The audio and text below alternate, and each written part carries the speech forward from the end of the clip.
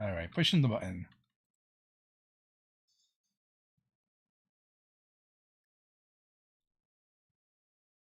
Hello and welcome to Nerdicy, for nerds by nerds. I'm Nerdicus Dave, and today I'm joined by John Barry from Forged Gaming. How are you doing today? I'm well, Dave. How are you? I'm doing good. So if you could be so kind to kick things off by kind of introducing yourself and telling people a little bit about you. My name's John Barry. I'm with Forge Gaming.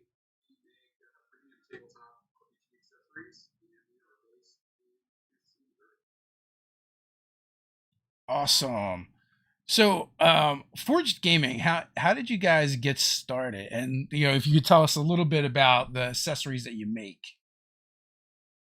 So, I think it's a long and it's a complicated, 35 year story probably. I Yeah. started off playing D&D as a kid with D&D Second Edition, and actually my very first experience with just with tabletop gaming in general was probably Warhammer 40K.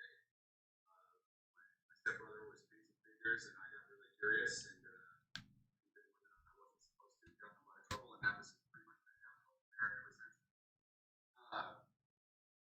And fast forward a couple of decades. In 2017, we saw a need in the space for tabletop gaming accessories that just that work for players and for GMs, and that were reasonably priced and really high quality.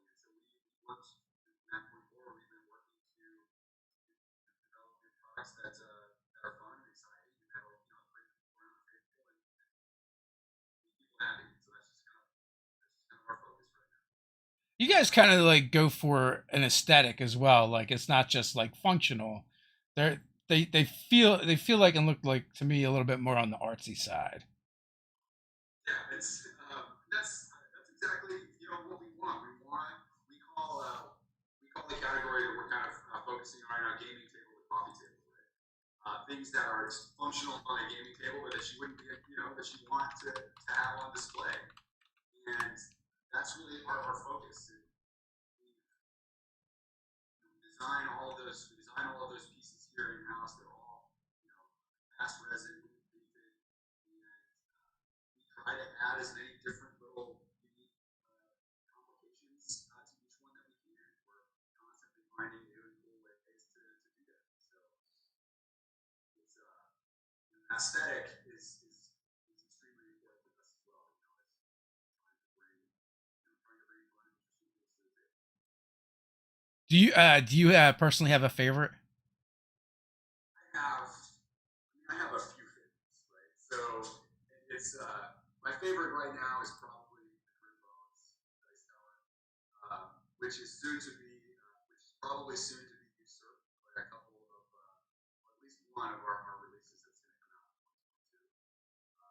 We're pretty excited about those, but yeah, right now my favorite tabletop piece is probably Grim Bones. So the Warhammer to D&D is usually is not an evolution that I've seen too often. So are you a Warhammer enthusiast at all? I am not. I just look at well, first of all, I hate painting minis. Uh, so there's that. Um, I actually read a bunch of the Warhammer fantasy novels, and like that's been all of my exposure to Warhammer, and I know like virtually nothing about 40k. And I'm not gonna lie, so none of that lore, I won't say none, a lot of that lore has been created after my enthusiasm for Liquid Day kind of came, right? And so Yeah. I don't know a lot of that either. It's funny. Yesterday over lunch, I watched a 20-minute video, which was a 20-minute synopsis of 40,000 years worth of history for the Warhammer 40K universe, which was fascinating. None of that stuff existed like back in, or at least it did. I didn't know where it was, or the depth of it didn't exist. And so, but my real enthusiasm has always been, I mean, even when I was younger, was fantasy and science fiction.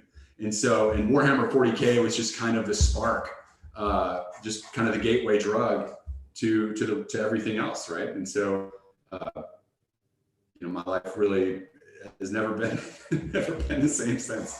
Yeah, my experience with with Warhammer minis was like Ted and my brother were getting into it. Like I guess I was like in my early 20s, and those guys were like late teens, and like one like it was very expensive, like so much so like I think my brother wanted to get into it but couldn't because he just couldn't afford an army. And and then the other thing is like I just remember Ted like talking about like all the prep that went into playing, painting the army, getting everything ready, them taking like a full day to set up the game, and then getting to play it the next day. So For 30 or 40 minutes, maybe, depending on yeah, yeah. So it's like 6 hours of setup and 3 hours of actual play, and I'm like, that doesn't sound fun at all. Now the lore and all that stuff is fantastic. yeah. They look, I even as a kid, like I never, I think I've maybe played Warhammer, let's say 3 times in my whole life. I loved painting the figures. I loved the aesthetic. I loved the artwork. I loved the concept. But honestly, my attention span was never substantial enough to really dedicate the effort into creating, like painting a whole army, for example. So They sucked me in. I started many times over the course of my life. Like I have probably started collecting maybe 4 or 5 times, where like Yeah. I'll buy a bunch of paint, I'll buy a box army with every intention of creating something that I can put on a table. And then 3 years later, it's sitting on a shelf and I need to make room for something else and I'll sell it. So I've never actually gone all the way. So Yeah, they sucked me in with a dwarf with a mohawk and a giant battle axe. So and I must have read like I don't know, they had a lot of Slayer books, and I don't know if I'm up to date or not, but I feel like I've read like 20 of them. Rorschach is slaying everything. So the story that I watched yesterday, the synopsis said that, and I think for one particular piece of the Warhammer universe history, I think it was the Horus Heresy. I think they said that there are 50 novels. 50, Yeah. 50. There is a lot of novels, a lot of good novels as well. Yeah. So, uh, are you into painting minis? Are you into miniatures and terrain? Not anymore. Like, Yeah. certain things I have had to let go of certain dreams, let's call it. And that one is just, I finally decided as I got old enough to accept that it's just not something I'm going to be able to dedicate the time that's necessary to really to do it. And so no, right. Well, at least I can say currently right now, I have made that decision. I have no painting projects or minis or anything like that. So Yeah, yeah. Man, I didn't paint my first mini until Origins 2017 with a wow. mutual friend of ours, and how we met, Jason from Realmsmith TV, and invited me to be one of the guests at his paint and take. And I was like, sure, I'll do that. And I had gone out to Origins with my wife, and we got to meet Alex from Vallejo Paints, and got to do it. It was a lot of fun, but I am terrible at painting minis, and also I don't care about that part. There's plenty of endeavors I've undertaken in my life that I'm terrible at, but I just don't enjoy it. Right? I don't enjoy like very like meticulous work like that. I find it tedious. Where I know other people who like it focuses them, they get into it. I'm like, give me some cans of paint to just dunk this thing in and be done with it. So I think that there are painting techniques where you're basically dunking, where you're basically just dunking the miniatures in. Or Like I spray think that paint, that's like to get actually them ready. So, because like, what is the official rule? They have to have a coating of paint or something. primer. To, Primer. yeah, to field Oh, the you mean army. to play with them on a table? Yeah, I think they have to be. I don't Yeah, think there's like a matte gray plastic chapter of Space Marines. yeah, yeah. But maybe they'll come out of it. Like for me, the greatest thing was in third edition when they came out with pre-painted minis, and like I could just like, I mean, the random boxes totally blew, but yeah, but Mhm. when you could just like, you don't do anything, you just put them on the table. That was like a highlight in gaming for me. And they keep getting better, right? Like the Yeah. quality. Is especially what some of the companies put out now. The quality is it's getting better and better all the time. It's great. Oh yeah, Ted just got from WizKids. We just got the Tiamat. Tiamat, yeah, that's Yeah, exactly what I was thinking. Yeah, and that thing is gorgeous. Like yeah. they they have yet to put out a mini to rival the Colossal Red from 3.5 yet, and like every mini I judge harshly by that particular mini, and up until Tiamat, nothing has been able to come close. Did you? So my basis of comparison is, minis were terrible, right? When Yeah, I was young, and so do you remember the TSR Dragon Strike? The game came with a VHS tape, and it came out to like rival. It came out as a way to try to get share away from HeroQuest and Games Workshop. I vaguely do remember. Like I remember there was a commercial, right? I vaguely remember the commercial. Well, yeah, there was a commercial, and there were actors, and it was awful.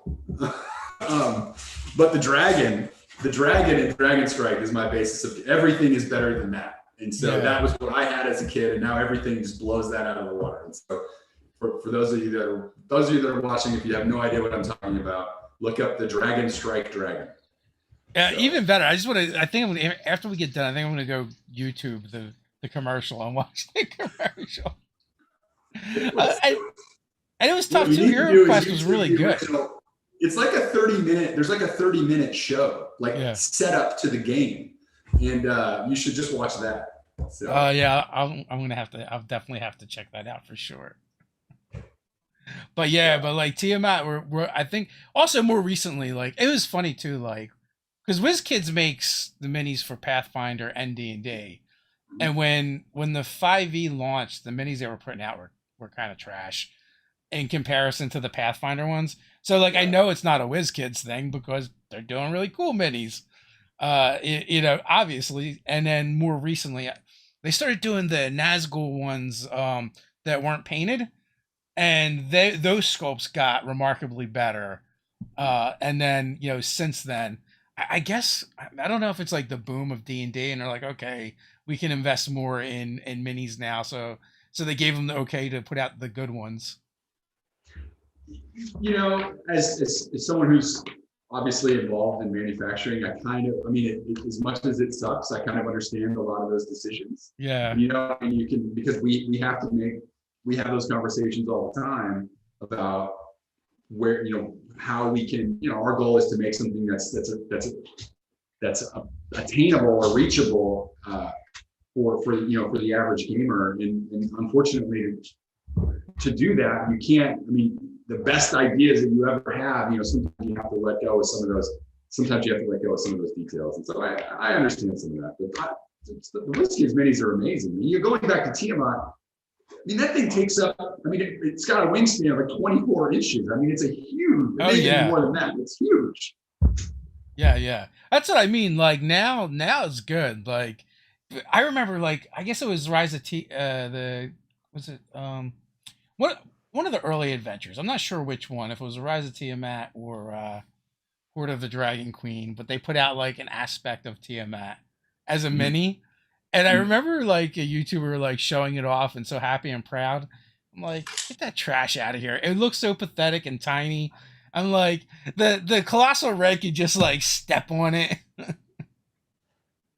I don't think, I mean, when I started gaming and we were using minis, nothing was, I mean, everything was different scales, right? Like you Yeah. were using 16 millimeter and, because you had a lot of that and whatever. And so now you've got a company like WizKids who's making everything to approximately the same scale.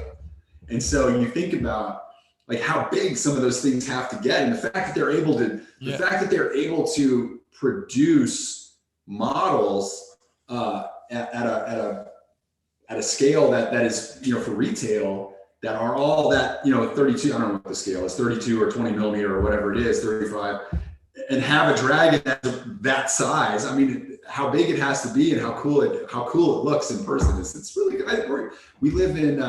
This is a great time to be a tabletop gamer. Let's put it that way. Yeah, for So sure.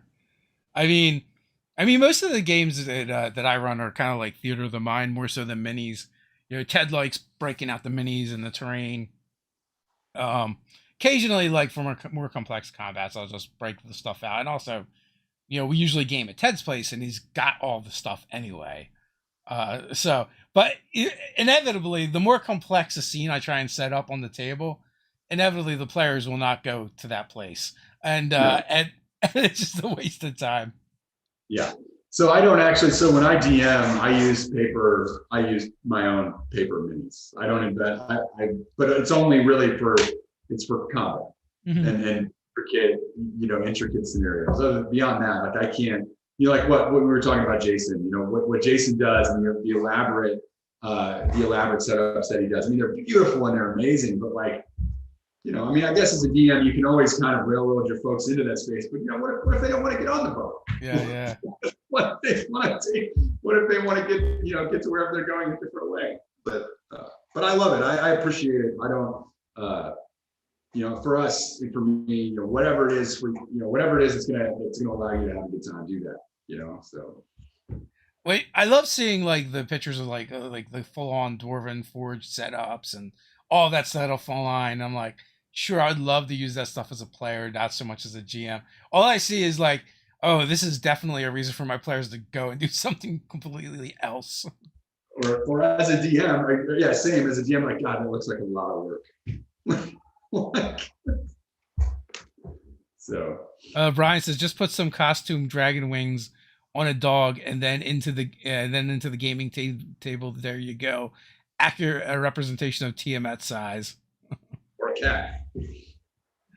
Yeah, for sure. Imagine a hairless, hypoallergenic hairless cat with dragon wings. One of the goblin cats. They're super creepy and cool looking at the same time. In my neighborhood, there's one that sits in the picture window of the house that faces the street. And every time I look, I think it's a bat. Oh, yeah, it does kind of have that look to it. For sure. So do you guys have any in-house games going on? We don't have any in-house games going on right now. We actually, though, we do. We are gonna actually this month we're gonna start sponsoring a local. We're gonna start sponsoring a local game night at a distillery here in Kansas City, and so we're really looking forward to that. I'll get to go play officially. Nice. So it'll be a lot of fun. Yeah. That's becoming bigger and bigger. If people, distilleries, breweries, D&D game nights.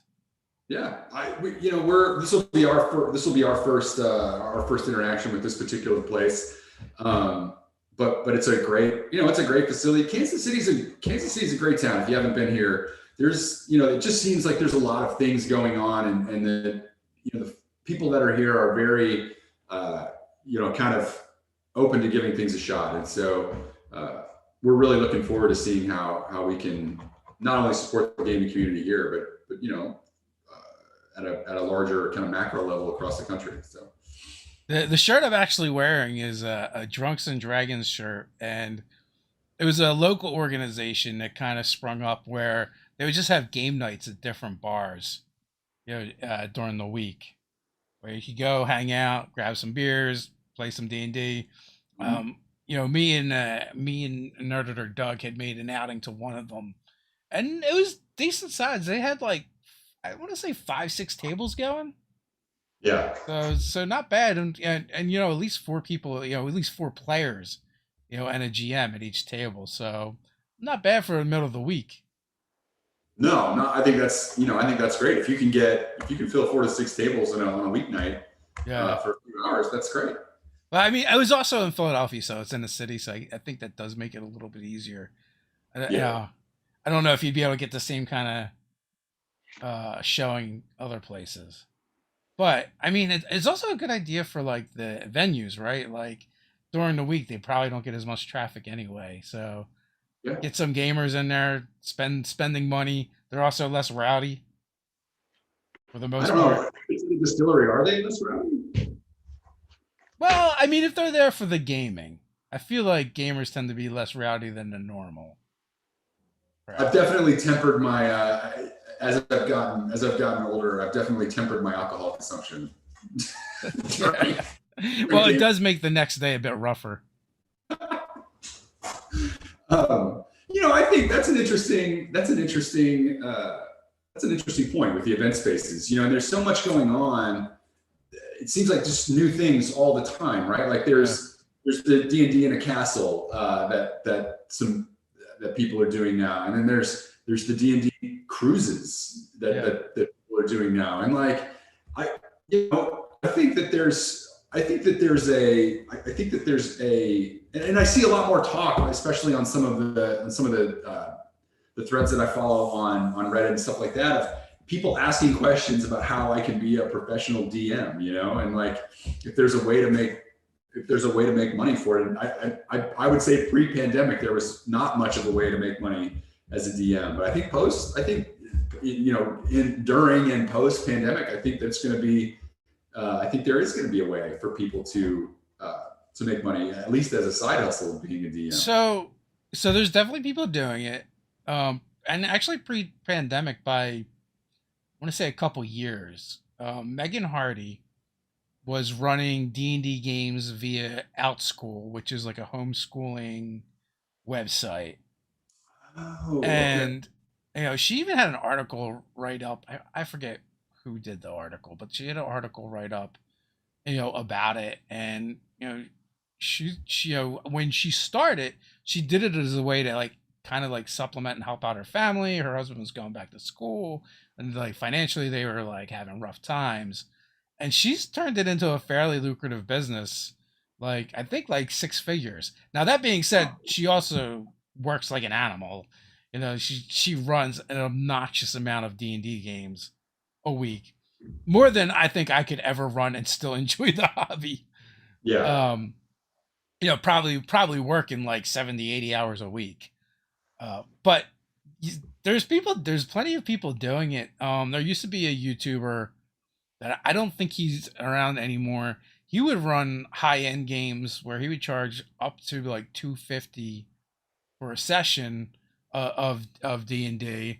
And then you like you mentioned D&D in the castle, like so we actually had a castle there. And like I'm looking at those tables, and after you factor in travel and all the other expenses, including the cost of being there, it's like Mhm. it's almost 5 grand a head, right? So Yeah. that's like 30 grand for a D&T table, which is crazy.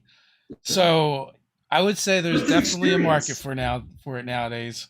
Yeah. But it's an experience. I think it is something that you're gonna do. And look, that's not a realistic price point for a lot of people, for most people probably. Yeah, But 5,000 a head, I mean, yeah. but it's an experience. And I think that people, especially people from, basically our generation and younger are seeking unique experiences over just being just going to a place and doing the thing. I think that an experience like that is something that's going to stick with you forever. And Well, here's the thing. We had the smallest castle with 18 people, 18 players, 18 guests. And there were four other castles um that were I think they were all larger. They all had more GMs. So, and the goal was six players per table. And now like going forward, they're going to do 13 tables per round, and they've got like 8 rounds or whatever scheduled. So I mean, sure, it's not you're not going to get deep market penetration, but you also don't need it at a certain point either, right? Like you're just no, catering to it. And then like there's going to be other like experiences that come up around it as well. Like we were supposed to do a convention last year, but 2020 happened, and like we're like, well, if we're gonna do a convention and have an event company, we should do other events. And like one of the things we're looking at, like you could rent the room at the aquarium that's pretty local to us in Camden, and it's got like fish tanks all around. I'm like, that would be a great place to do like an aquatic themed weekend, and do something on a smaller scale. Someone in the chat, Cups just mentioned Camp D&D. I don't know if there's any D&D camps, but there's definitely I've definitely seen geek and nerd camps springing up as well. Summer camp basically for adults. Mhm. So it's crazy to consider, like, where the hobbies come from. Like you mentioned starting playing in AD&D, so like I'm guessing that's like the 80s, early 90s. Early 90s, yeah. Yeah, where it definitely was not cool, and now like we've got all this cool stuff around. And did you see the Twitch leak Which one?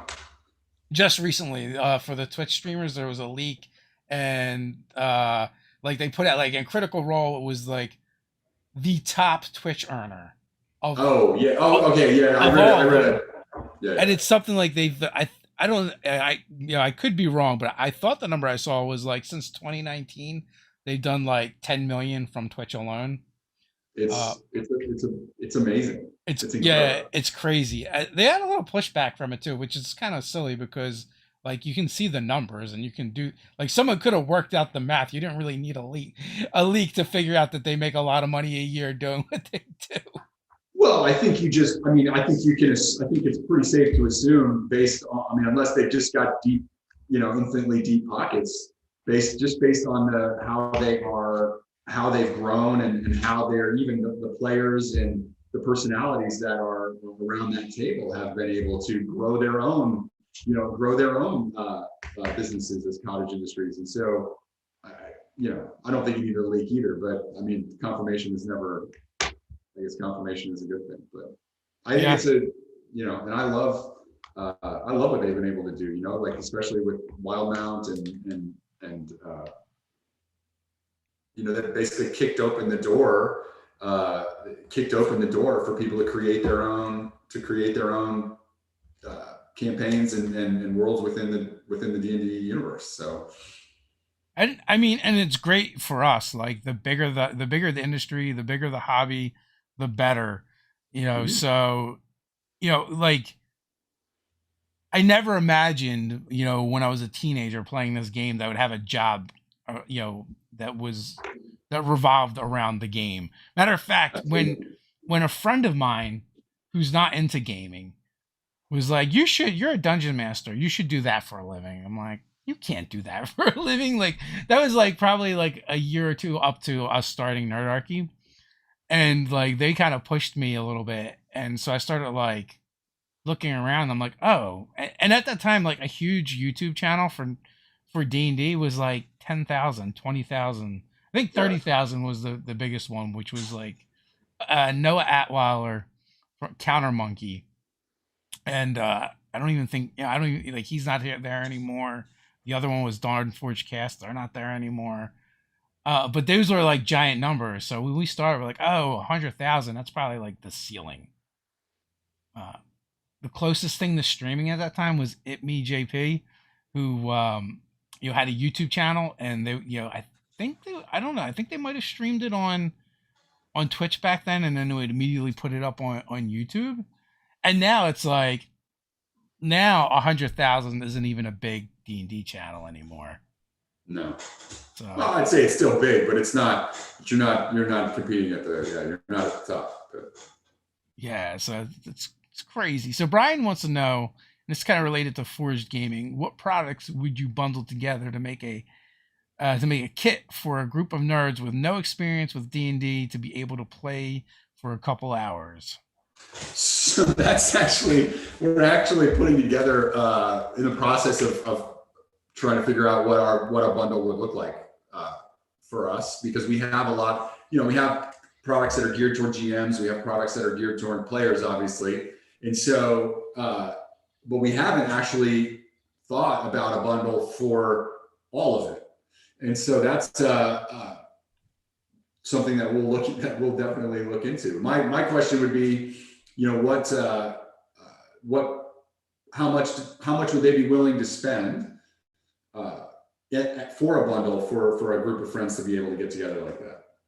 Yeah, and that's the tricky thing to figure out too, right? Because that would be it could be expensive if you're talking about 4 to 6 people, what do you got to put in there for each of them? Is it a dice tray for each of them? Is it dice for each of them? Obviously, maybe a DM screen, a dice tower. Yeah. Based on the kind of the stuff you guys do.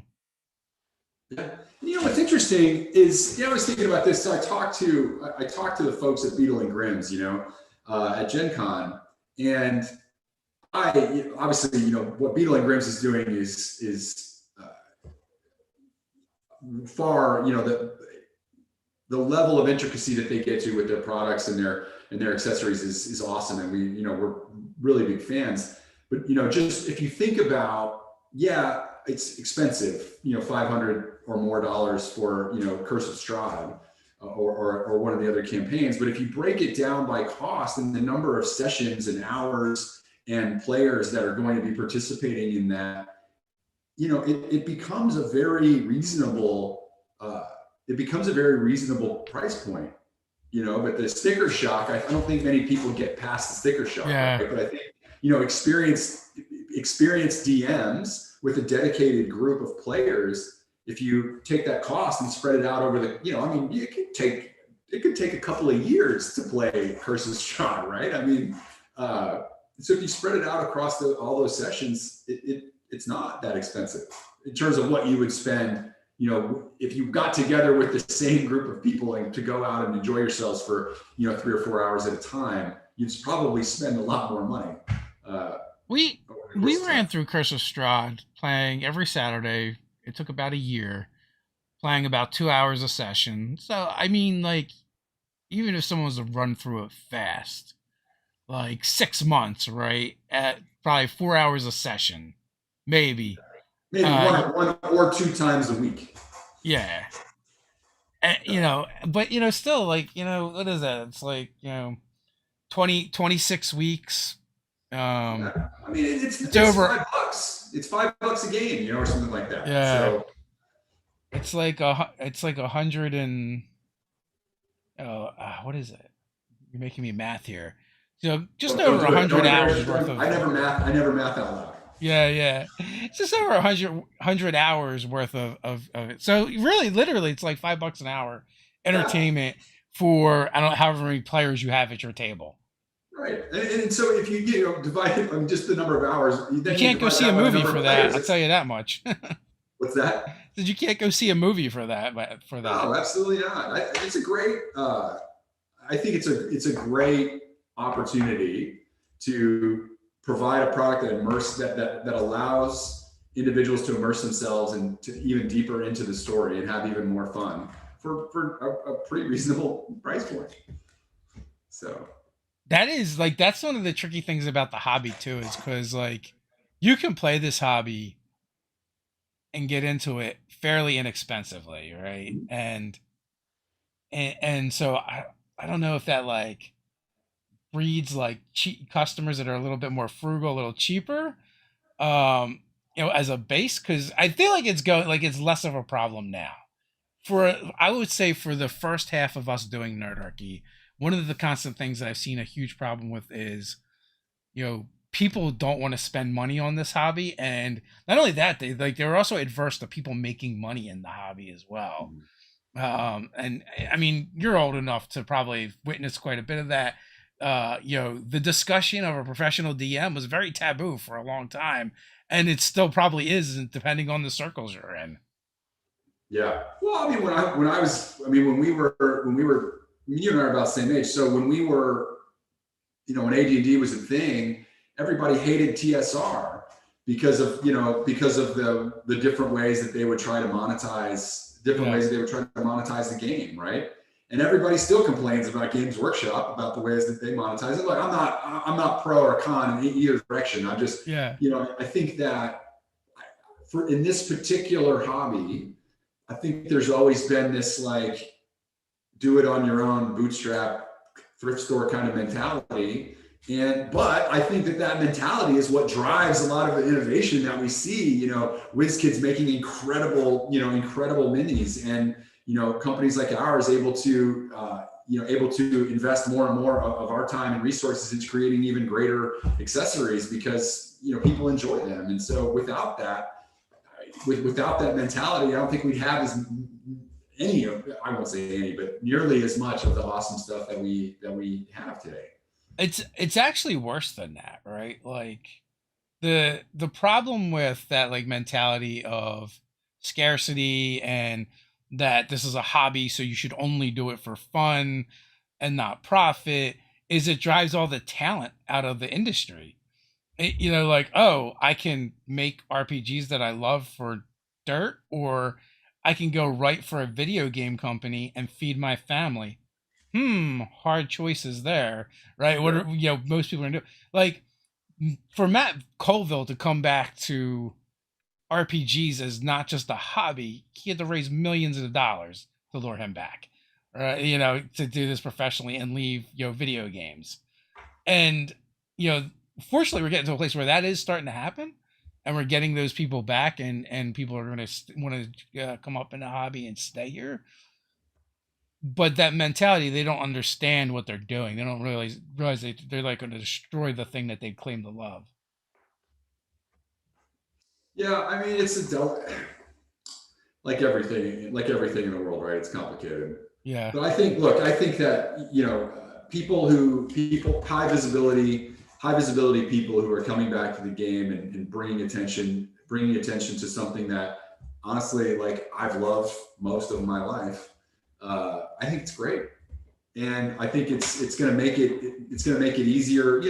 When I was a kid, we were ostracized for playing D&D, and we made, picked on, made fun of, whatever, at a minimum, looked down upon. And now that's just in the fact that you can bring more kids into a place where they can, express their creativity and build that, build that self-esteem and just enjoy themselves in a space that's fun. I don't see anything wrong with that. So. No, not at all. I mean, like I said, and you mentioned already, it's the best time to be a gamer, and it's only growing, it's only getting better. We're getting more options, and now I feel like we're finally seeing like the rest of the industry is starting to catch up to 5e D&D. So we're seeing people trickle away from D&D a little bit in the sense that like they maybe cut their teeth with D&D like many of us do, and then they're like, oh, but I want to play Star Wars, or I want to play whatever their favorite thing is, and they start trying to figure out how to do it with D&D, and then they realize, oh, wait a minute, maybe there's a game that already does that. So now they're looking at other games. Yeah, and there are people creating, there are people writing their own games all the time that for just about every niche that you can imagine, right? So Yeah. it's cool. So what do you guys have that coming down the pipeline that you can talk about? Well, the last bit there. The last bit is the caveat. So that we can talk about right now, not much. We've got some really cool partnerships that we're working on right now that we're really excited about. We are constantly we're growing, and so if you're not able to, if you don't see Forge Gaming, products at your local game store, all you got, just ask. We're direct distributors, so we work directly with independent game stores, brick and mortars, and we're always open to building those relationships. We've got some really cool additions to our gaming table, the coffee table line coming out in the next several. We were hoping we were going to have them ready for the end of the year. It's looking more like early 2022. So we've got those to look forward to as well. And we're constantly trying to improve and get better. And so we are as nimble as we possibly can be, and we are making improvements all the time. And so basically everything that we create and build is better than the last thing. So as always, folks, you can find links into the description to go check out Forged Gaming and follow them across the interwebs.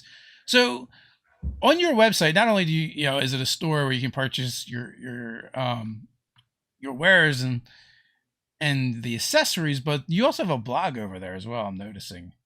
Yeah, so I'm not the best writer in the world, but yeah, we have a blog. We try to, obviously it's a way to try to introduce folks that aren't necessarily familiar with us to us, and just kind of the industry and the game in general. we look at that as a way for us to just interact with, our, the folks out in the world. And so it is there. And so we're always working on new ways to interact with folks. So. Well, it's okay if you're not the best writer, because I don't see your name on any of the articles. It's because I'm embarrassed. So. No, I'm a big fan of article marketing anyway. So like, it's a great way to bring people to your site and add extra value to the community that you're trying to serve as well. And also, as I think as storytellers and gamers, we like to write. So it all goes so I wish I have an ongoing campaign project that I work on. One day it'll be finished, and I can't wait. I'll be able to DM it. So. And also, the secret to being a good writer isn't being a good writer; it's having a good editor. That's very true. Yeah. It helps to start with at least a good idea. But yeah, I agree. Having a good editor helps. I bet you have tons of great ideas. I mean, anyone who GMs games tends to be creative and have ideas, right? And if people keep coming back to your tables or keep playing, then you can't be terrible. So yeah, I've got a whole notebook. I have a whole notebook of ideas that I would love to be able to flesh out. So, are you usually a player or a GM? So about 50-50 probably. But the problem with DMing for me is I'd much rather everyone have a good time, and so I tend to gloss over a lot of rules and mechanics that just take up a bunch of time rather than allow people to just kind of have fun. And so a lot of people, not everyone is that flexible. is that flexible. So, that is a group and table decision, right? Yeah, like, absolutely. It's whatever your group and table agree is fun, then that's fun. And some people are very much sticklers for the rules and they want everything followed, all the I's dotted, T's crossed. And others are more narrative driven, and the rules are just loose guidelines. And it's whatever agreement you've come up with your group. And if everyone's having fun, it doesn't matter. Yeah. And as far as like playing goes, I'm not a big kind of multi-character role player type person. I basically I play variations of whatever I think John Barry would do as that particular character. So also, there's nothing wrong with that. There's a lot of different ways to enjoy the game. And yeah. I feel like a lot of us, because there are so many high profile DMs and players out there now, get that imposter syndrome because we start comparing ourselves to what we see people doing on a show.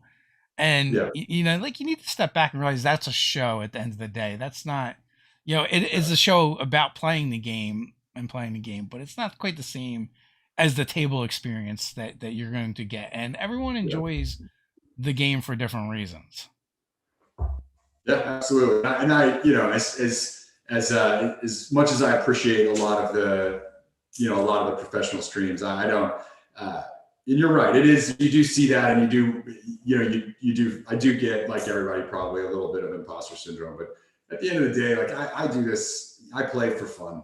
You know what I mean? Like, I'm super fortunate that, having forged and being able to work in a space that I love, it's a lot of times it doesn't feel like work, but playing and DMing I do for fun. And so I do it the way I want to do it. So it's just kind of how often are you able to get to the table to play? Not very. So let's see. I got to play for about 2 hours at Gen Con. And then even then I was like a support character, so I didn't get to do much. But let's see, the next time I'll get to play is October 28th. So how about you? How often do you get to play? Oh, I actually play a lot. Yeah. So I'm generally in a stream game. I was gonna say, yeah, you're in the stream game. So. Well, not really. We're like very stream light, right? So I'm in a stream game like generally once a week. We missed last night because one of the people in the group was ill. But then I have like a Saturday morning game I play. Then we run. Then we have a Saturday night game that kind of rotates. So it's Saturday like, morning. yeah, Saturday morning, What time does the Saturday morning game start? 11. It's just barely Okay. morning, so not too early. Brunch. But yeah, but I mean, we're all grown with families, and so it's not that big a deal. It's not like we're kids that have been out partying all Friday night. Right. Yeah, and it's a short game. It's only 2 hours. So we get together around 11. We wrap up by 1:30, and the first part of it is us all just like hanging out and BSing on Zoom anyway. Um, and then Saturdays are in person games. We game 3 Saturdays out of the month. So right now, I'm currently running a Monster of the Week game and a D&D game, and then Ted's running a D&D game. So me and Ted are in all of those games. My wife's in two of those games, and then most of the other players are different per group. So one of the things that we found helps us to play more often is just we draw from a large pool of players and set up monthly Yeah. Yeah. games, which I mean, like, it's cool because we get to play, but also it's not the same as having a more regular game. It's much harder to keep like ongoing storylines going and working certain things into it because there's so much time between sessions, um, and it just takes forever to get through anything. But on the other side of it is like we just find it's really hard to get a group of adults together Yeah. one night a week It is. every week. Yeah, I mean, you got to dedicate that. If I were to do that, and I had a weekly game for a while, I was playing Curse of Strahd online, but the birth of our second daughter put an end to that pretty quickly. Put an That's end to that true. pretty Kids wreck quickly. your life. Yeah. So I was just talking to a buddy yesterday about kids, and no one ever tells you the truth. So I always tell the truth. Like having kids is awful. So I start with the truth and work backwards. There's So Kids are a lot of work, right? And it's a like, lot. It's a lot. and also So too, like, we've been kind of lucky because our kids weren't too time intensive compared to others. Like, there wasn't like a whole lot of activities. They were each involved in like one or two, which is manageable. Where like I know other parents where their kids are doing things all the time, so that's all your life becomes, whether it's yeah, softball or yeah, soccer or yeah, you know volleyball, whatever. Right? Like our kids were involved in scouting, and David got interested in sports not until he was in high school, so that was a lot easier. And my daughter did dance, so yeah. um, So we got 2 kids under 2 right now, and so it's a contact. It is a contact sport. yeah, So you're just starting. but hey, by the way, I do not hate my children. Having kids it's a lot of work. It is not. It's a lot of work. It's not awful. It's just a lot of work. I, I agree. Like I love my kids. They're just a pain in the ass. And they wreck your life. Yeah, No, because the funny thing is, right? My wife has a cousin who goes to Disney like several times a year, every year, and she's like, "Why don't we do that?" I'm like, "Cause you wanted kids. That's why we don't do that." yes. Yeah, I mean that is a commitment to going to Disney that many times if you don't live there. I guess that's a mission. Yeah, I guess like if you don't have responsibilities and you have an abundance of discretionary income, though, God, kind of do what Yeah, you want. yeah, So, absolutely. Yeah, I mean you I can have a mean, kid or a Lamborghini or I'm Ferrari. lucky, like, because I'm like at the tail end, right? My youngest is 17, so you're very much on the other side. Yeah, yeah. But I focused a lot on me in my 20s and 30s. yeah, yeah. So we did it the other way around. But they're cute now. That doesn't last forever. So, Yeah, well, I'm hoping it lasts a while, but we'll see. yeah. Well, so it starts to wane at about 3, right? They talk about like the terrible twos, but 3 is far worse than the twos because That's interesting. So a you'll buddy never of hear mine, no so much as when you're a parent to a young child. it is interesting. A buddy of mine they have like three, I think he's 3.5, and they just started playing. He reached out to me and asked me if there were any role playing games for young kids, and he's not a gamer, but appreciates the level of creativity and stuff associated with RPGs. And so he asked me if there's a role playing game for young kids, and I pointed him towards. It's called Amazing. I think it's called Amazing Adventures. It's either called Amazing Adventures or Amazing Tales. It's an RPG designed for really young kids, and I read through the book in the store a couple times, and anyway, I pointed it towards that, and they love it. Like, so his 3-year-old is able to come up with they're just able to generate these stories and keep him entertained, and it's good on road trips, and so I'm hoping that, fingers crossed, I'm hoping that we spend enough time with them and their kids that interest in there's a few, right? Like Hero Kids is one, and then also No Thank You Evil is a really good one. So the one you're talking about is Amazing Tales. Is it amazing? Is it called Amazing Tales? Yeah. But No Thank You Hero is based off of the Cipher System by Monty Cook, and I actually consider it one of the best ones, due to the fact that it's based off of D6, so it's like something everyone has. It's super easy, but then also it's a resource management game, and you have pools for your stats. So the way they handle that in No Thank You Evil for the kids is you have chits for each pool. And even a child that doesn't really know math yet, they still understand their pile getting bigger and smaller. Quantities, more and less. Yeah, they can look at, and so so that's why I really like that one. And also, like, what's the name? What is the name of that one? No Thank You Evil. No Thank You Evil. I'm right. By Shannon Germain. I think she's the main designer on that, and like it's the resource management is done well, and also like all the players start with a companion. So whether it's a robot or a dinosaur or a dragon or whatever, because kids just like having pets, friends. Yeah.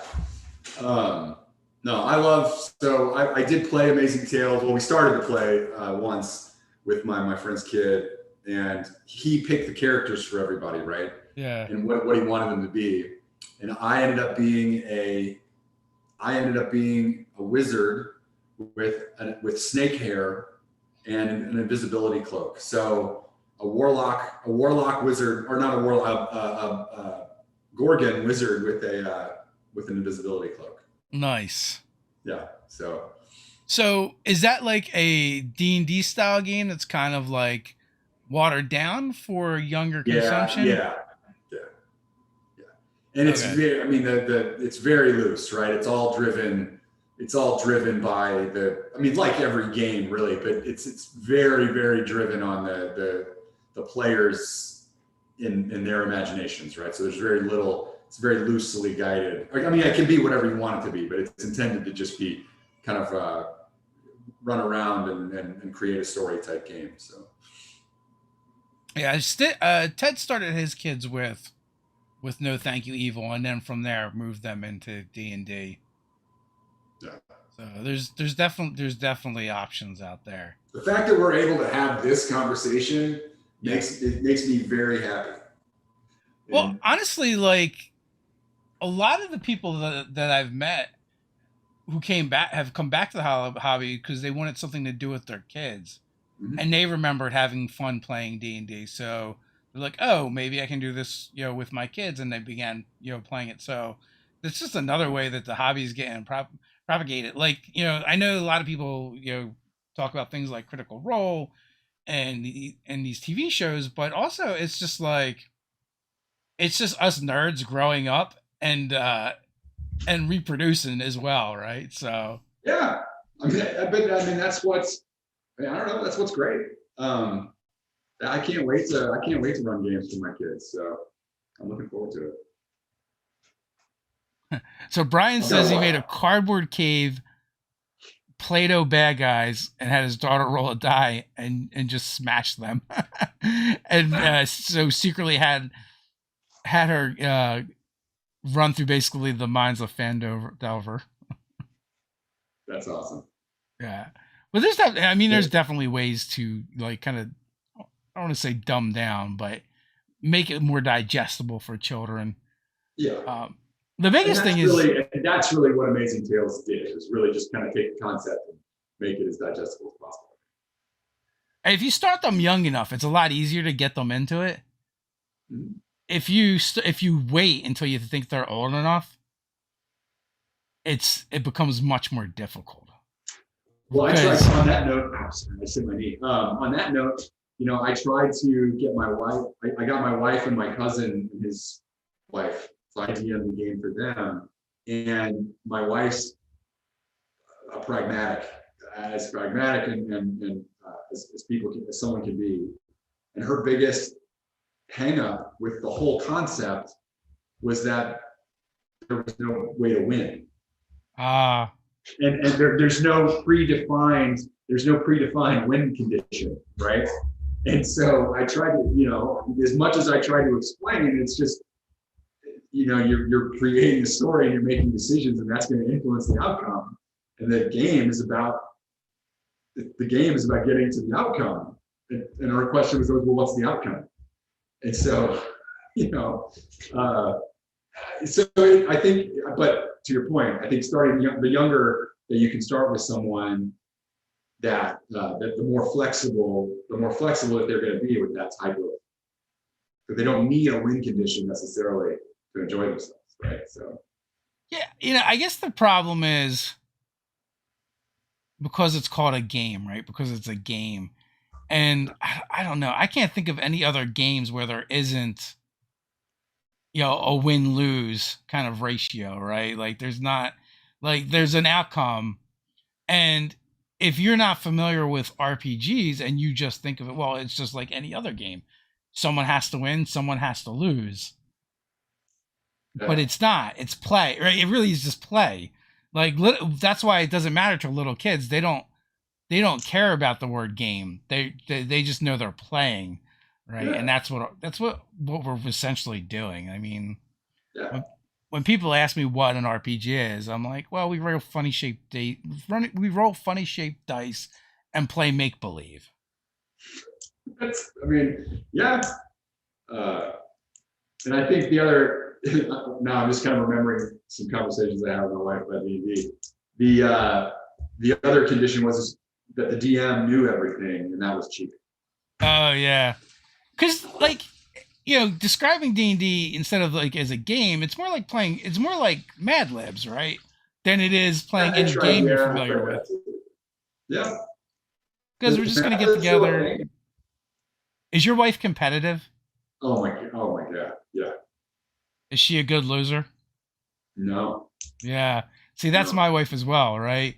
So it took like 20 years for her to really to start getting into it and to realize that it's not really about winning and losing, and it's not them versus the GM. That we're all just players in the game. We just have different roles. Yeah.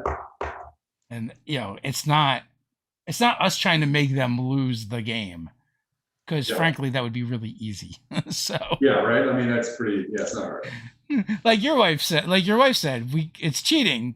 We can absolutely, so everything is bent towards us so that we could win if we wanted to, but that's not the point. Yeah. No, it's not. And I think, look, I have hope that I will be able to re-engage with my wife in a game at some point. It's just going to take. I just need the right angle. I think I may try to segue with one of the boxed games.